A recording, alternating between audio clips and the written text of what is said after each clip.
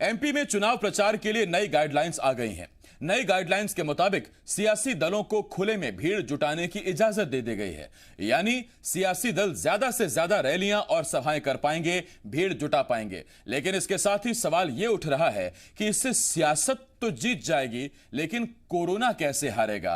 क्योंकि पीएम मोदी एक तरफ देश को कोरोना से जंग लड़ने का संकल्प दिलाते हैं, खुद बचने और परिवार को बचाने का संकल्प दिलाते हैं, लेकिन सियासत दूसरी तरफ चुनाव प्रचार में इतनी मशगूल है कि एमपी में गृह विभाग ने ही नई गाइडलाइन जारी कर दी, जिसके मुताबिक बंद कॉम्प्लेक्स में 50 लोगों की इजाजत होगी, तो खुले में कितनी सभा में कितने लोग पहुंचेंगे, इस बात की कोई पाबंदी अब नहीं रही है। सवाल यह है, सियासत जीत तो जाएगी, कोरोना हारेगा कैसे? ऐसे बहुत से सवाल हैं जिनके जवाब जानने की कोशिश करेंगे। एक खास पैनल भी हमारे साथ जुड़ेगा, लेकिन आइए सबसे पहले एक रिपोर्ट देखते हैं।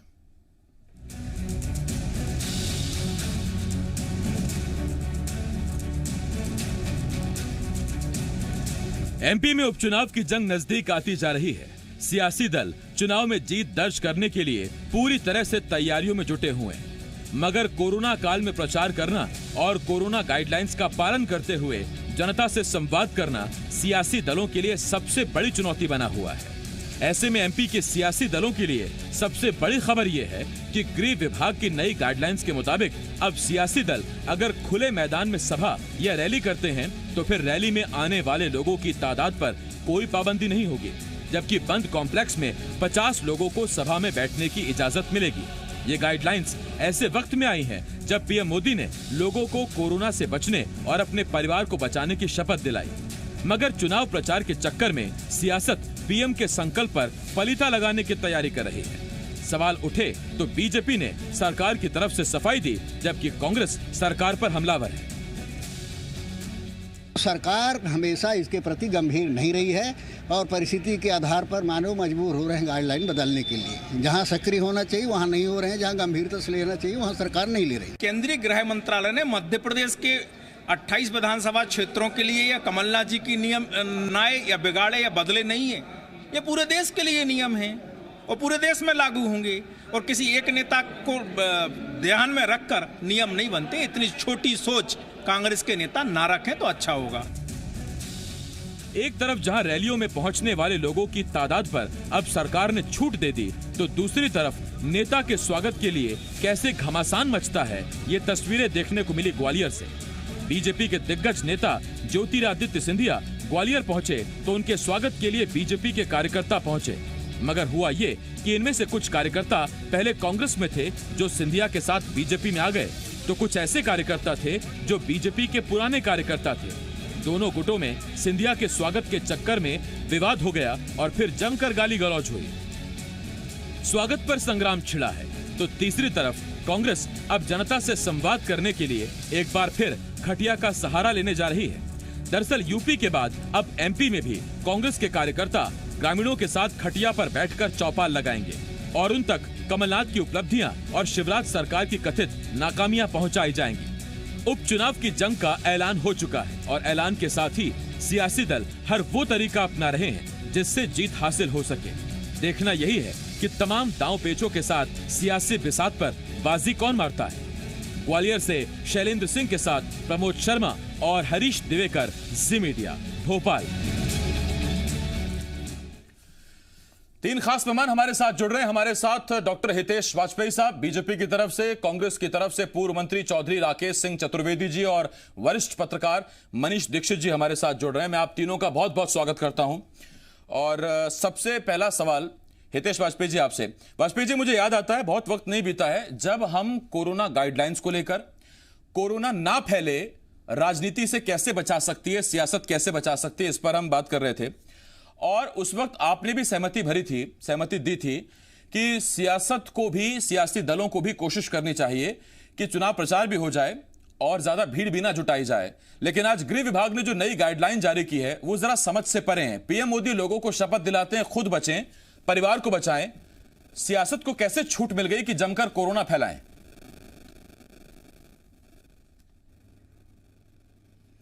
देखिए आसिफ जी, आपने सिलेक्टिव रूप से मेरे कथन को ले लिया है। उसके आगे का हिस्सा आपने शायद जो मैंने आपसे चर्चा करी थी उसको छोड़ दिया है। पर होता है आजकल क्या होता है, जब स्क्रिप्ट लिखी जाती है तो कभी कभी ऐसा भी हो जाता है, तो मैं उसको अपडेट कर देता हूँ कि मैंने ये भी कहा था कि रैलियों से या चुनावी गतिविधियों से ऐसा कोई हमारे पास एविडेंस नहीं है कि जिन क्षेत्रों में ये हो रहा है वहाँ पर दर ज़्यादा है इन्फेक्शन रेट की, या इस प्रकार के कोई आंकड़े हैं या स्टडी है जो ये बता सकती है। जैसे कि मैंने उस समय भी उदाहरण दिया था, आज फिर दे रहा हूँ, आज आंकड़ा बढ़ गया है। छत्तीसगढ़ में लगभग 3000 के करीब नए संक्रमण रोज पाए जा रहे हैं, और जबकि वहाँ पर हमारे यहाँ से जो टेस्टिंग की दर है वो कम है, और तो दैट शोज कि उनका परसेंटेज ऑफ इन्फेक्शन ज़्यादा है। तो अब छत्तीसगढ़ में तो रैलियाँ नहीं हो रही साहब, छत्तीसगढ़ में तो कोई एक ही मरवाही का ही उपचुनाव है, बाकी कोई ऐसे 25-27 उपचुनाव तो नहीं है। पॉपुलेशन भी हमारे यहाँ से बहुत कम है, और इसी प्रकार से ये जितनी भी गाइडलाइंस जारी होती हैं आसिफ जी, ये WHO, ICMR और बाकी सब जितनी भी संस्थाएं हैं उनसे चर्चा अनुसार या उनके सलाह के अनुसार ही मुझे लगता है जारी होती हैं। और इसमें कहीं पर भी आपको इस विषय पर यदि MHA की गाइडलाइन से इतर जाकर कोई ओपिनियन है, और हम अकेले नहीं हैं, लगभग 80 देश मान के चलिए, यदि मोटे मोटे तौर पर हम देखें तो इससे गुजर रहे हैं। 70-80 देश हैं ऐसे, तो उनके यहाँ भी चुनाव हुए हैं, वो भी इन्हीं सब बातों से गुजरे हैं। तो उसके बावजूद भी बहुत सारे देश ऐसे हैं जहाँ पर नॉर्मैलिटी ऑफ द लाइफ को रिगेन किया गया है।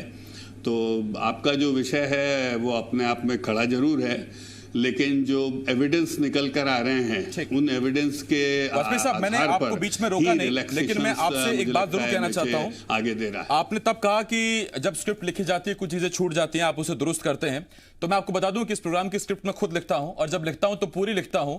उसी डिबेट में मैंने भी आपसे एक बात कही थी, और मैंने आपसे हितेश वाजपेयी साहब कहा था, आपने कहा था कि इस बात के कोई एविडेंस नहीं है कि सियासी दलों की वजह से कोरोना फैल रहा है। तो मैंने आपसे पूछा था इस बात के क्या एविडेंस है कि सियासी दलों की रैलियों की वजह से कोरोना बिल्कुल नहीं फैल रहा है, इस बात के क्या एविडेंस है। और रही बात छत्तीसगढ़ की, तो मैं आपको बता दूं कि छत्तीसगढ़ की सरकार या कांग्रेस के पक्ष में नहीं, आपकी बात के जवाब में हितेश वाजपेयी साहब मैं अपडेट आपको कर दूं। आंकड़े फिलहाल ये हैं कि आप 31,000 टेस्टिंग कर रहे हैं रोज, आपकी जनसंख्या है 8 करोड़, आपसे ठीक 1/3 कम जनसंख्या है छत्तीसगढ़ की 2.5 करोड़, और वहां टेस्टिंग होती है 26,000। आप टेस्टिंग करते हैं 31,000, छत्तीसगढ़ टेस्टिंग करता है 26,000। तो आप मुझे बताइए मामले कहां ज्यादा सामने आएंगे। खैर उस पर मैं बाद में आऊंगा, कोरोना की डिबेट वो अलग चली जाएगी। पॉजिटिव रेट छोड़ दिया अब आपने जी, वो भी बता दीजिए जी। नहीं, अधूरा मत छोड़िए। नहीं, मैं पूछ रहा हूं, आप क्या बोल रहे हैं बताइए। अब आप उसमें संक्रमण की दर बता दीजिए। संक्रमण की दर से आप कौन सा फिगर जानना चाहते हैं, बताइए। नहीं, उसमें से 26,000 में से उनके कितने पॉजिटिव आ रहे हैं, हमारे 31,000 में से कितने आ रहे हैं, तो एक फिगर पूरा हो जाएगा एनालिसिस के लिए। छत्तीसगढ़ और मध्य प्रदेश के कोरोना बुलेटिन जो हैं वो आते ही हितेश जी आप कहेंगे तो मैं आपको बता भी दूंगा कि आज आपके यहाँ कितने पॉजिटिव आए हैं और छत्तीसगढ़ में कितने पॉजिटिव आए हैं। आप जानते हैं कि 8 बजे तक अभी तक नहीं आए, कल का बता सकते हैं, हाँ ठीक, तो उसमें 1,40,000 के आसपास तो आपके यहाँ पॉजिटिव आ गए कुल, और छत्तीसगढ़ में करीब 1,31,000 आ गए। लेकिन फिर भी वाजपेयी साहब मैं आपसे कहता हूं कि ये डिबेट सिर्फ छत्तीसगढ़ तक केंद्रित न रह जाए, उसके लिए 8:30 का वक्त निर्धारित किया है मैंने। वाजपेयी साहब मैं आ रहा हूं आपके पास, और मेरा आपसे एक सवाल, जब गृह विभाग को गाइडलाइन तय करनी है तो उसमें खुले में कितने भी लोग आ सकते हैं, ये क्या तर्क हुआ, मैं समझ नहीं पाया इस बात को लेकर। आप खुद क्या इस बात को नहीं मानते हैं कि जितनी ज्यादा भीड़ होगी किसी जगह, भीड़ उतना ज्यादा रिस्क में आ जाएगी। आप अपनी बात पहुंचा सकते हैं, जनता अगर आपसे सहमत है तो उसे उस रैली में मौजूद रहने की आवश्यकता नहीं है, वो आपको वोट करेगी अगर आपकी नीतियां ठीक हैं। देखिए आसिफ जी, मैं इसको एक मेडिकल स्टूडेंट होने के नाते बता सकता हूं कि जब आप क्लोज प्रेमाइसेस में रहते हैं तो the probability of rebreathing the air which has been exhaled by someone, इसको क्या बोलेंगे, किसी आपके साथ में जो लोग बैठे हैं वो जो हवा को छोड़ते हैं, उस हवा को लेने की उसके क्या ज़्यादातर संभावना ज़्यादा होती है, शायद मैं ठीक से बोल पाया हूँगा। तो इसकी संभावना क्लोज स्पेसेस में ज़्यादा होती है, जिसको एक्सेलेरेशन रेशियो बोला जाता है, और ओपन स्पेसेस में ये संभावना कम रहती है।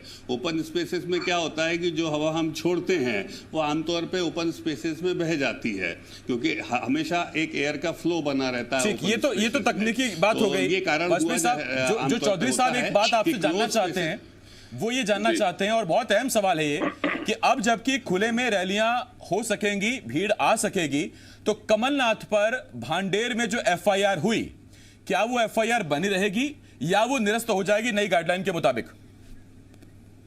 देखिए, ये दोहरी पद्धति है। नहीं, चौधरी साहब मैं लौट रहा हूं इस पर आपका। चौधरी साहब, ये वाजपेयी साहब से सवाल पूछ लूं मैं। टिप्पणी नहीं कर सकता हूं,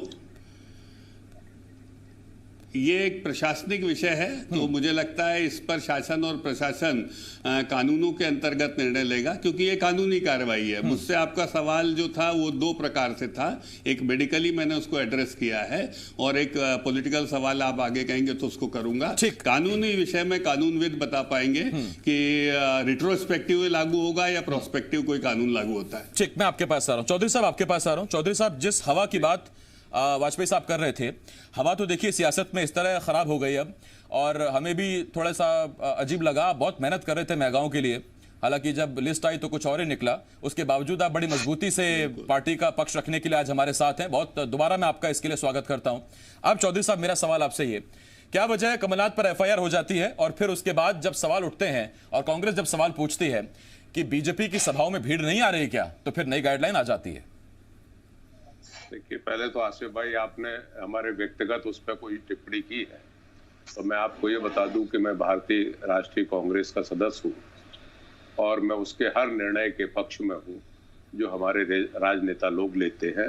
इससे ना मेरे मन में कोई दुख होता है, ना पीड़ा होती है। मैं उसी भाव से काम करता हूं जो कांग्रेस पार्टी के कार्यकर्ता को करना चाहिए।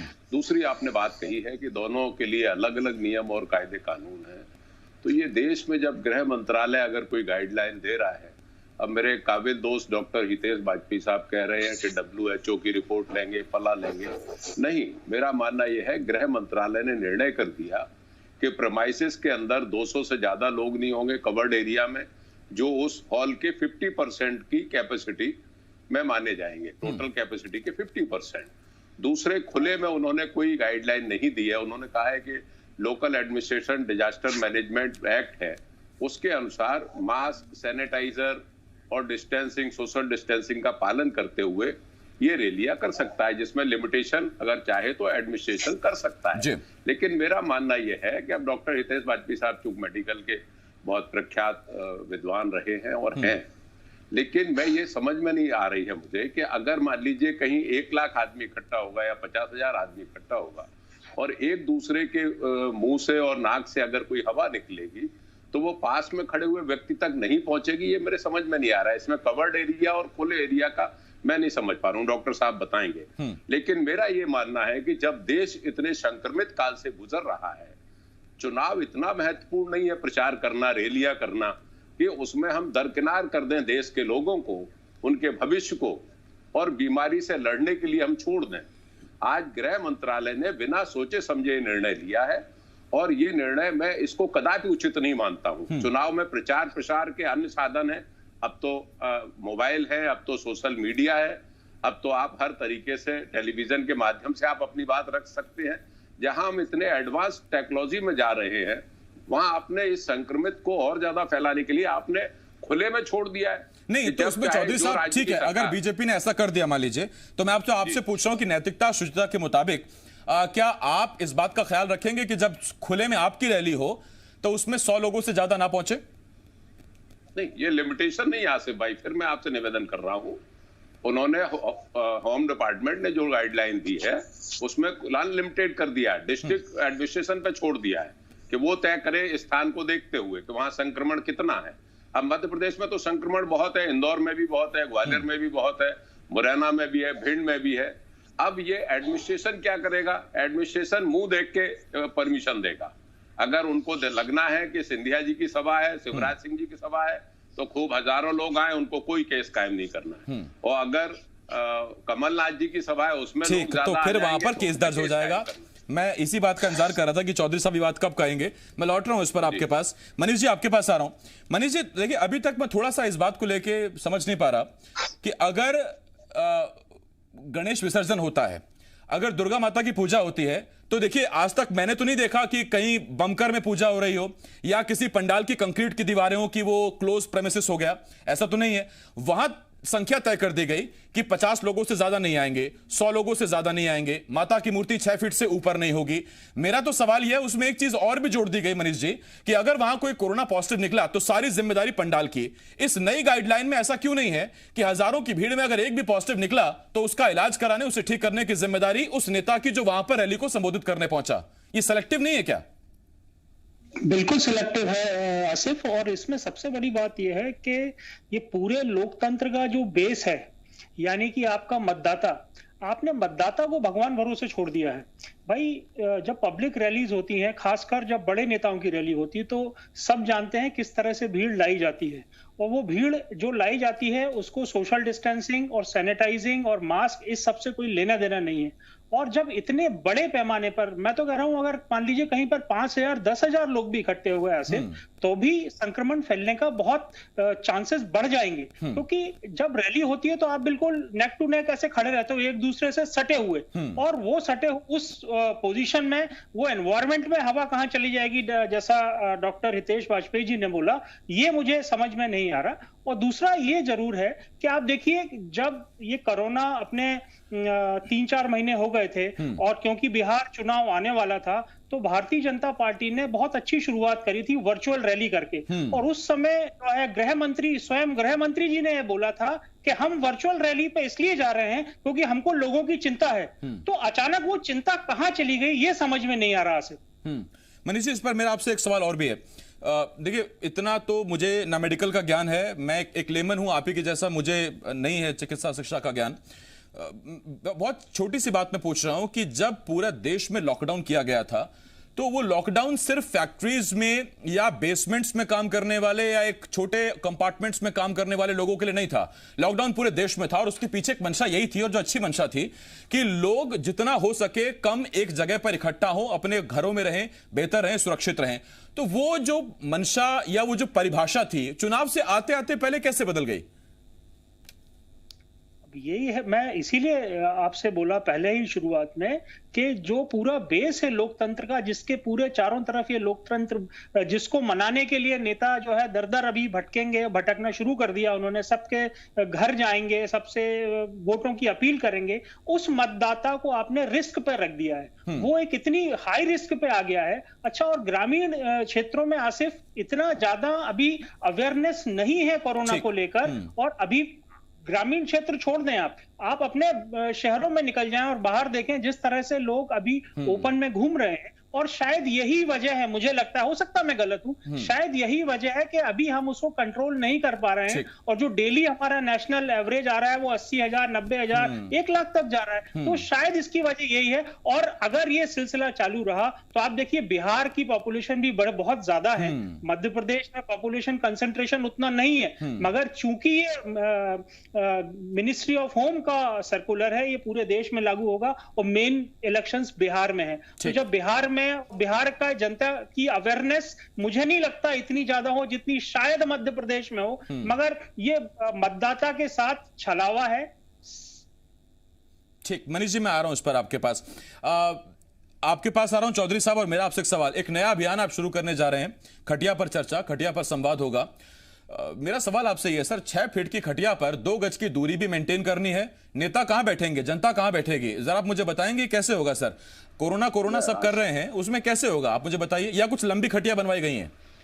नहीं, देहात में जाने के लिए अगर खटिया पे चर्चा का विषय लिया गया है तो मैं समझता हूँ बहुत वाजिब निर्णय है। खटिया हमेशा चौपाल पे रहती है, हमेशा खुले में डाली जाती है आसिफ भाई, और खटिया 3x6 की होती है जिसपे 2 आदमी बैठ सकते हैं। और ऐसी खटिया अगर 50 तो चौधरी साहब, वाजपेयी साहब भी तो यही कह रहे थे कि बाहर अगर बैठेंगे तो कोरोना का कम खतरा है, एयर फैल जाएगी। अब जब खटिया आपने बाहर लगा ली तो आप कह रहे हैं कि वहां बाहर है। मैं खटिया की जब आप बात कर रहे हैं तो मैं भीड़ की बात नहीं कर रहा हूँ, और जब जनसभा की बात आप करेंगे तो भीड़ उसमें अनकाउंटेड आएगी। खटिया की जो पंचायत होगी वो बैठ के 100-200 लोग, अगर 100-200 चारपाई डल गई और नेता एक बीच में बैठा हुआ है, बात कर रहा है, सोशल डिस्टेंसिंग भी है, लोग दूरी से बैठे हुए हैं, ये तो एक शुभ संकेत है, एक बढ़िया तरीका है। ठीक है चौधरी साहब, आपने एक डाउट क्लियर कर दिया। हमको लगा था ये 1-to-1 चर्चा होगी, नेता जाएगा 3-4 लोगों से मुलाकात कर लेगा, आपने कहा कि 100-200 की पंचायत लगेगी, तो खैर उसमें जनता का भगवान भला करे। आपको शुभकामनाएं चौधरी साहब, और वाजपेयी साहब आपको भी बहुत बहुत शुभकामनाएं। धन्यवाद। मनीष जी धन्यवाद आपका भी हमारे साथ जुड़ने के लिए। 3 खास मेहमान हमारे साथ जुड़े हुए थे। एक छोटे